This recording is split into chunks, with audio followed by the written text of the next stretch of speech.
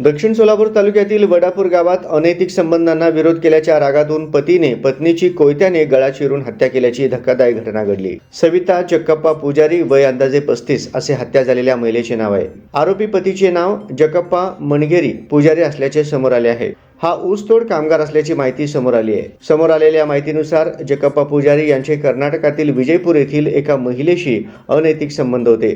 या प्रकाराला सविता पुजारी सातत्याने विरोध करत होती, त्यामुळे पती पत्नीमध्ये गेल्या काही महिन्यांपासून सतत वाद सुरू होते। मंगळवारी पुन्हा एकदा दोघांमध्ये तीव्र भांडण झाले। आपल्या विवाहबाह्य संबंधांना विरोध का करते असा सवाल जक्कप्पाने केला। भांडण जास्त वाढल्यानंतर रागाच्या भरात जक्कप्पा पुजाऱ्याने कोयता उचलत सविता यांच्या डोक्यावर व गळ्यावर सपासप वार केले। या हल्ल्यात सविता घटनास्थळी कोसळून मृत्युमुखी पडली। घटनेची माहिती मिळताच मंद्रुप पोलीस ठाण्याच्या पथकाने तात्काळ घटनास्थळी धाव घेत आरोपी जक्कप्पा पुजाऱ्याला ताब्यात घेतले। या प्रकरणी खुनाचा गुन्हा दाखल करण्यात आला असून पुढील तपास सुरू आहे। वडापूर परिसरात या घटनेने एकच खळबळ उडाली असून या निर्घृण हत्येबद्दल लोकांत संताप व्यक्त केला जात आहे।